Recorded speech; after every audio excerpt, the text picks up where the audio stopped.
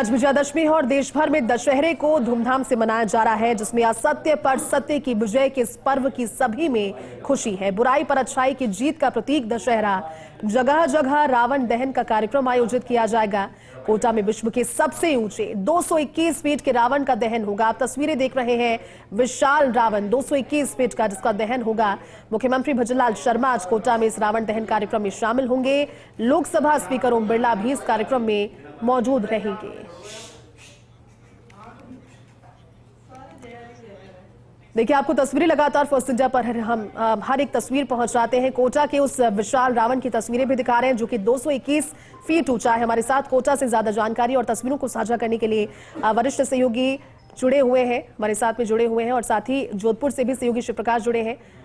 कोटा का सबसे पहले रुक करते हैं, भंवर हमारे साथ जुड़े हुए हैं। भंवर, 221 फीट का ये रावण है, बहुत विशाल है, लेकिन आखिरकार जलने के बाद भी जो तस्वीरें सामने आएंगी वो यही संदेश देंगी कि असत्य है कितना भी बड़ा हो, लेकिन सत्य की सर्वथा जीत होती है। आज बहुत बड़ा कार्यक्रम कोटा के लिहाज से सीएम भजनलाल शर्मा भी पहुंचेंगे, लोकसभा स्पीकर भी वहां पर होंगे। सारी तैयारियों को लेकर के क्या इनसाइडर और जानकारी भंवर?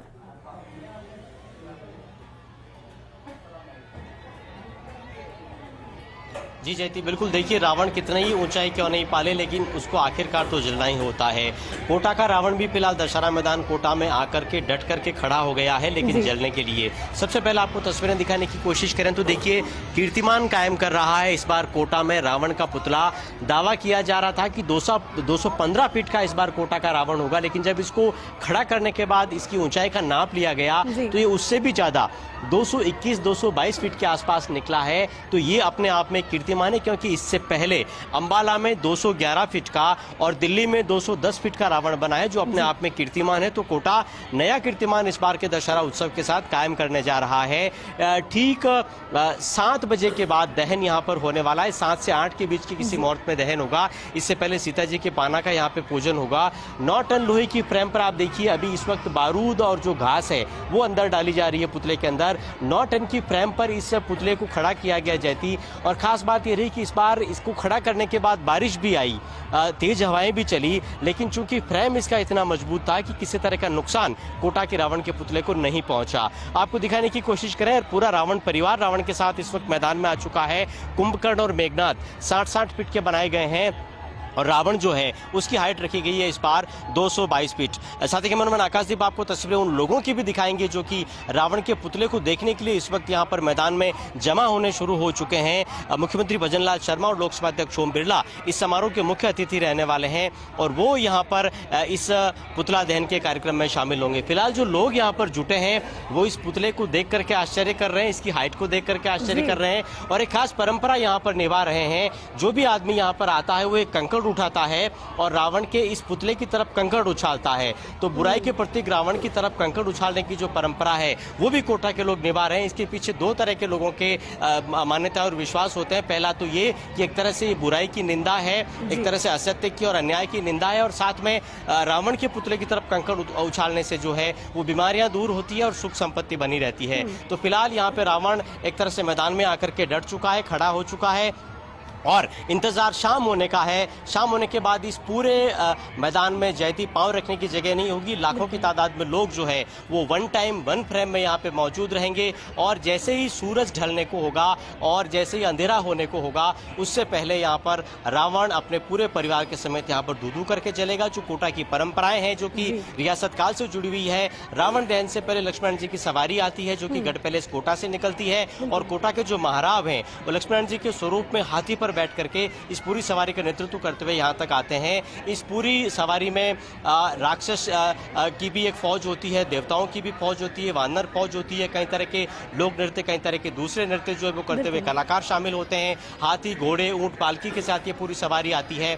और एक और बड़ा अपडेट मैं आपको जयती कर दूं कि मुख्यमंत्री भजनलाल शर्मा यहाँ आने से पहले गढ़ पैलेस पहुंच करके लक्ष्मण जी की सवारी और उससे पहले जो दरी खाना वहाँ पे पारंपरिक होता है उस दरी खाने में भी शामिल होंगे। स्पीकर ओम बिरला भी उनके साथ रहेंगे और बाद में जब सवारी यहाँ पर पहुंचेगी तो उससे पहले वो यहाँ पर पहुंच जाएंगे। आपको मैं दिखाने की कोशिश करूं विजयश्री रंगमंच की तस्वीरें, तो वहां पर आप देखिए तैयारियां अंतिम दौर में है। मंच तैयार हो चुका है जहां पर बैठ करके मुख्यमंत्री पूरे रावण दहन को देखेंगे और साथ में यहाँ से कोटा की जनता को उनको संबोधित करने का भी कार्यक्रम है। स्पीकर ओम बिरला उनके साथ लगातार मौजूद रहेंगे। कोटा के से आने वाले 2 मंत्री, शिक्षा मंत्री मदन दिलावर, ऊर्जा मंत्री लाल नागर भी यहाँ पे मौजूद रहेंगे। विधायक कोटा के मौजूद रहेंगे, कोटा के गणमान्य लोग मौजूद रहेंगे और कोटा के लिए बहुत बड़ा दिन, जब कोटा कीर्तिमान कायम करने जा रहा है और सूबे के मुख्यमंत्री खुद यहाँ पर इस दहन के साक्षी बनने के लिए, इस दहन में भागीदार बनने के लिए कोटा आ रहे हैं। मुख्यमंत्री का करीब करीब शाम 5 बजे कोटा एयरपोर्ट पहुंचने का कार्यक्रम है। पहले वो सर्किट हाउस जाएंगे, इसके बाद वो गढ़ पैलेस चले जाएंगे और दरी खाना में शामिल होने के बाद महाराज विजयराज सिंह से मुलाकात करने के बाद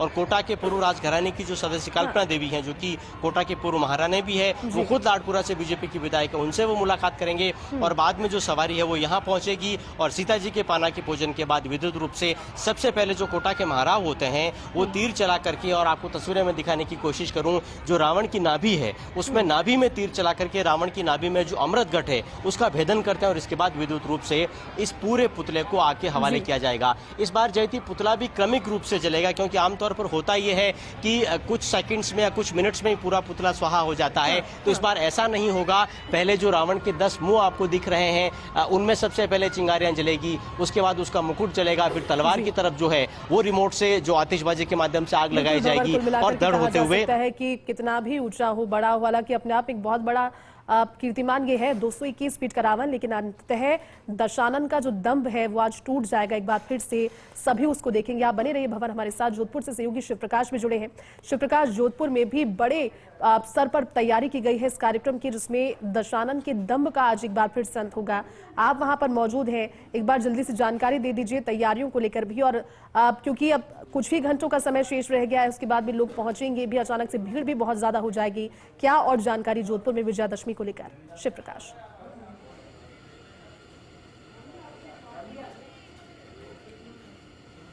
निश्चित रूप से आपने सही कहा कि नगर निगम जोधपुर उत्तर और दक्षिण की ओर से यहाँ दशहरा महोत्सव को लेकर के व्यापक तैयारी की गई है और प्रतिवर्ष की भांति यहाँ जो है रामलीला मैदान में रावण का पुतला है वो यहाँ खड़ा है। आप देख सकते हैं कि लगभग 70 फुट का ये पुतला है जो रावण का पुतला बनाया गया है। इसके अलावा जो रावण के परिजन हैं, कुंभकर्ण, मेघनाथ, सुड़बंका और ताड़का, उनके भी यहाँ पुतले बनाए गए हैं।